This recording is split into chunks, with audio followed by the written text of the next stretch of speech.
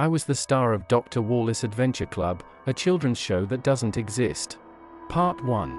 A story by user like I did. Out of all the fundamental questions we have about life and the progress science has made over the course of time, I find it astonishing how little we know about our own brains. Neurobiology is a fascinating field of research, but even with all the progress we have made, some questions remain unanswered. Why do we dream? Are we ever really conscious? Are we in control over our own minds? I'm in no way an expert when it comes to these questions, but during my psychology studies I did try to educate myself more to fulfill this deep need I've always had for exploring the unknown. Something I learned and found particularly interesting is the way in which everything in our brains and bodies is somehow connected. Our senses, our memories, our emotions. They work together in remarkable ways. If you've ever walked down the street and smelled the scent of someone who used to be in your life, you know what I'm talking about. The bittersweet nostalgia. While the olfactory system seems to be especially strong in activating emotion, the other senses are quite powerful as well. It happens to me a lot with music. Turn on a song from 2009 and I'm transported right back to that sweet teenage melancholy. Except with the sound I heard the other day, the memories weren't sweet.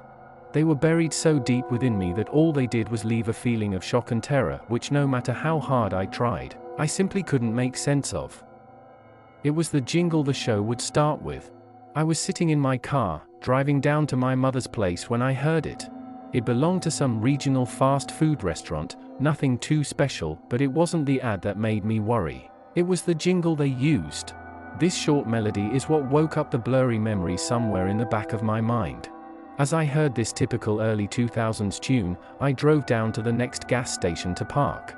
Suddenly I couldn't focus on the street anymore, my breathing got heavy as if there was a big stone in my chest. Something had just been activated inside of my mind. Something I had entirely forgotten about for the past decade. Dr. Wallis Adventure Club. Dr. Wally always had a big bright smile on his face. Even when he talked in a more serious tone.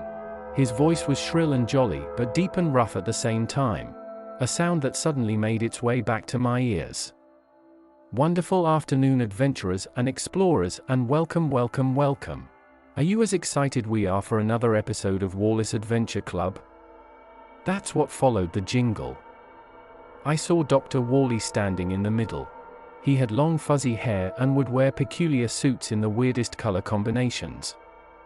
Next to him were children. I closed my eyes and tried to remember their faces or even their names, but it was too long ago. I laughed out loud as I started to calm down more. I couldn't believe how I had just blocked this memory out of my mind. When I was 10 or 11, all I wanted to be was an actor. I was a passionate kid, and when I wanted something I would do absolutely anything to get it. I'm not sure how exactly it happened. I think I saw an ad somewhere about a new show casting young actors, and while I don't remember the casting process, I knew that I was part of the show. It must have ended when I was 13 or something, because that's when Mum and I moved away for her new job. I started my engine again and drove to my mum right away. I suddenly had so many questions. My mother wasn't home yet, so I decided to do some online research first, but the thing is, I can't find anything about it. Even now. The show wasn't too big and maybe even something more regional if I remember correctly, but I assumed I'd at least find something on YouTube. For a moment I even doubted if it really happened. As I said, the memories were blurry and it could have been that I dreamt about it or something. If I'd been the star of a show, I wouldn't have simply forgotten about it, I imagined. I mean, I would have told my friends or something. This was just so weird, but if it wasn't true, then who the hell was Dr. Wally? And why could I suddenly get that jingle out of my head? Alex. I heard my mother say in a panicked tone. I hadn't even heard her come inside. I turned around to see a look of surprise and fear on her face. Hey Mum, I told you I was coming over yesterday, remember? I laughed. Oh yes. Of course, honey. She smiled and walked over to give me a hug. Then her eyes went over to the laptop. Wally, she mumbled, and her expression darkened. Yes, Mum, I need to ask you. It's so strange, but was I part of some strange children's show? I felt foolish even asking this question. My mother walked straight to the kitchen and poured herself a glass of wine. She offered me one, but I shook my head. I haven't thought about this in years, she laughed, but I could swear I saw her eye twitch as she said those words. You know, honey, I was very busy back then with work and you were alone a lot. I felt guilty and you seemed to enjoy acting so much and those other kids really liked you. So it was real? I interrupted her. My mum nodded and took a big gulp from her glass. You were really young when it started. When your contract expired, you were already becoming a teenager and I think you started regretting it. Kids change a lot at that age, you know. You thought it was childish and even made me destroy all the tapes. She walked back to the living room and I couldn't help but feel like she was hiding something. Okay mum, sorry, but this is super weird. How the hell did I completely forget about those years? My mum looked at me with a concerned look on her face. Why was the show cancelled? I asked. You don't remember? I shook my head. Listen, Alex. You are almost 25 now. You've had a nice and normal life and that is all I ever wanted. Sometimes there's a good reason we don't remember particular times in our lives. Sometimes it's better to keep things buried. Mum, you're freaking me out, I exclaimed. She sighed. I wasn't the best mother back then. I spent far too little time with you and I regret it deeply.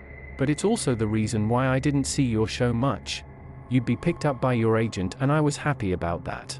I tried watching the tapes they gave me then, but I couldn't make much sense of it, you know. It was true. My mum didn't have much time for me when I was younger. I mainly got raised by babysitters and myself, but that was a long time ago. It couldn't be the only reason my mum was acting so strangely. Okay mum, I honestly don't care.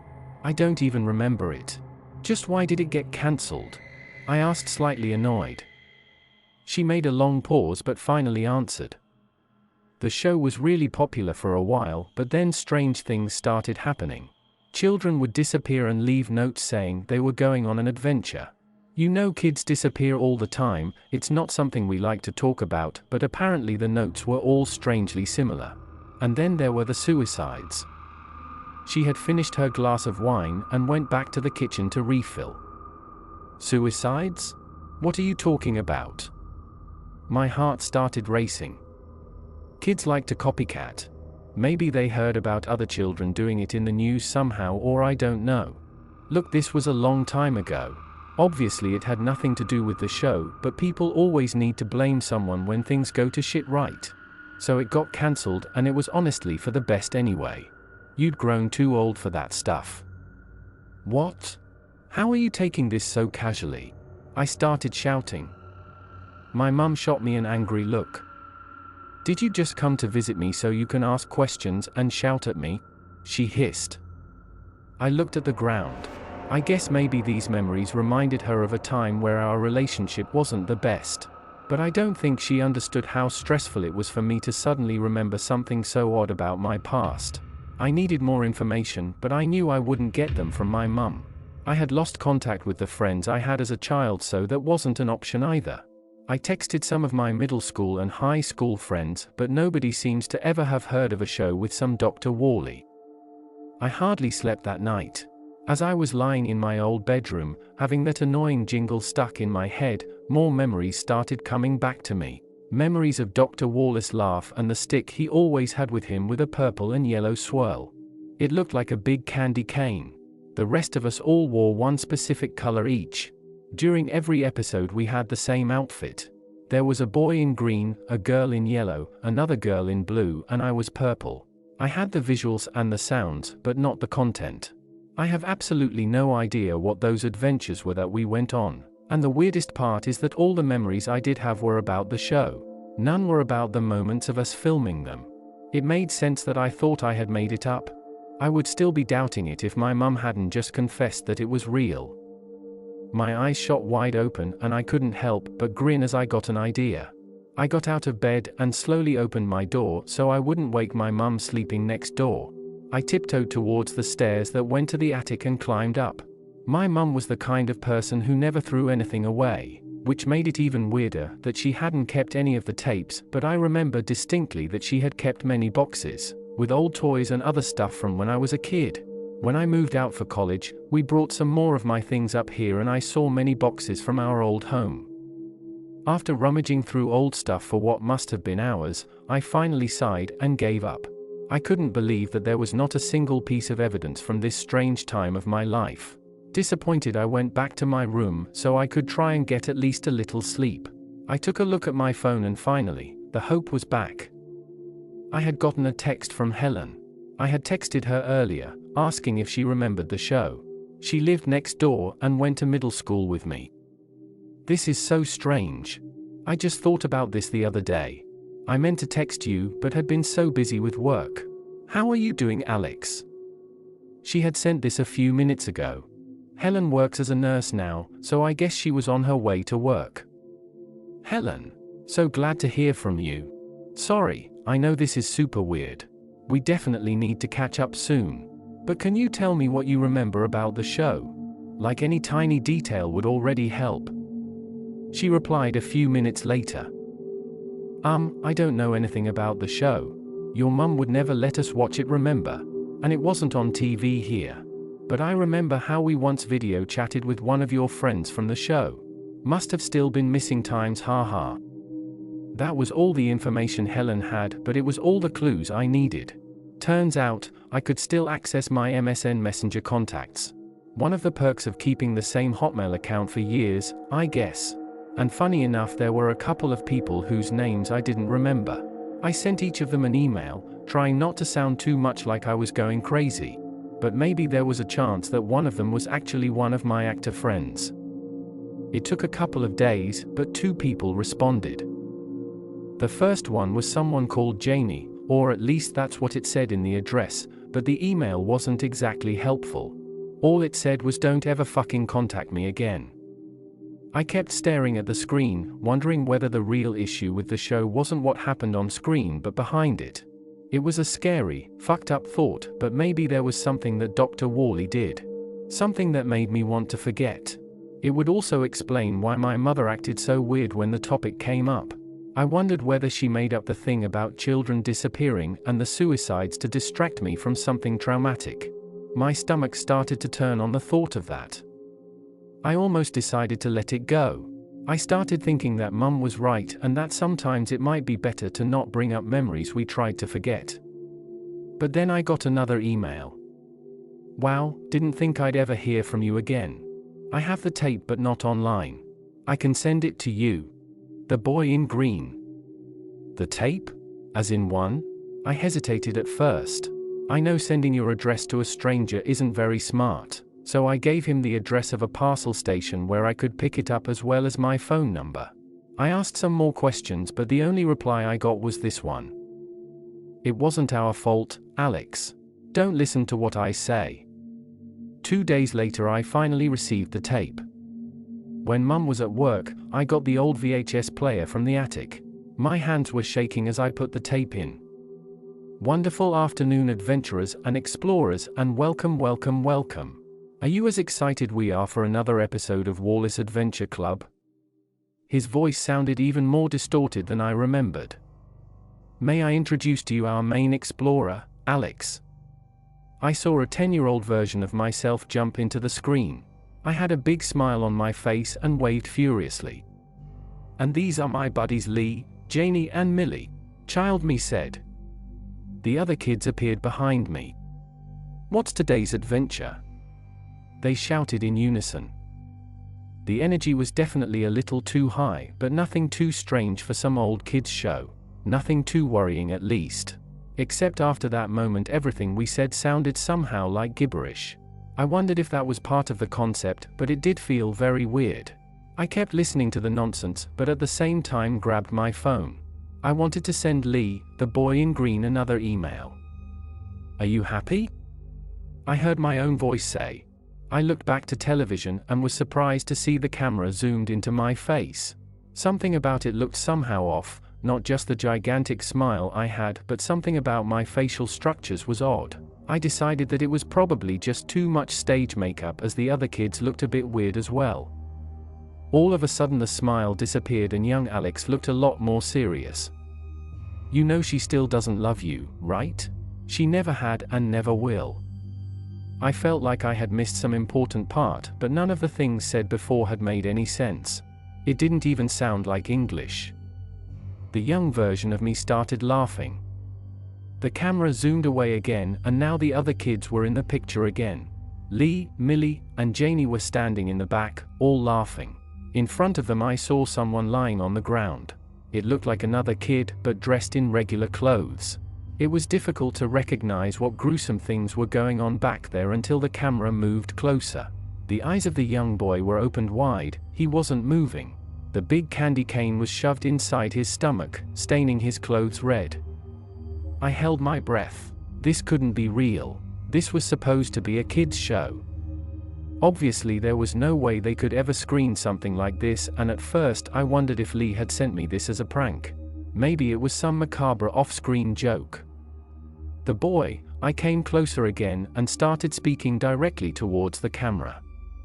"Remember how much fun we had, Alex? Let's do it again." And that's where the tape ended. I noticed I was still holding my breath. This had to be a prank, why else would I be talking directly to myself? Still, for some reason I couldn't bring myself to rewatch the tape. I don't know how long I was just sitting there, trying to remember anything useful, when my phone started ringing. It was an unknown number. "Did you watch it?" I heard a male voice speak. "Lee?" I asked. He was quiet for a while. "It was a joke, right? I mean, we were young and stuff, but damn, that was fucked up," I added and laughed nervously. I hadn't seen the tape for years. I didn't remember any of what was happening in it. "But I don't think it was a joke," he finally said. "What the fuck? It had to be." I even said my name directly to the camera. I responded. "What are you talking about, Alex? You didn't say anything in that video, it was just me talking." And I told myself to fucking die. This time I stayed silent. Maybe Lee was screwing with me, but why would he do that? We haven't spoken to each other in over 10 years. I have to go now. Don't show this video to anyone else. "Wait, Lee," I said, but he had already hung up. That is the first part of this story. Who really is Dr. Wally? What does Alex's mom hiding from him? What does she know about the children's show? Why does the tape manifests differently when Alex watched and Lee described it? To know more on the next part, share and subscribe to this channel and turn on the notification bell to get the updates from us. Thank you for tuning in on our stories here at the Double Dutchman. Till our next episode, we'll see you there.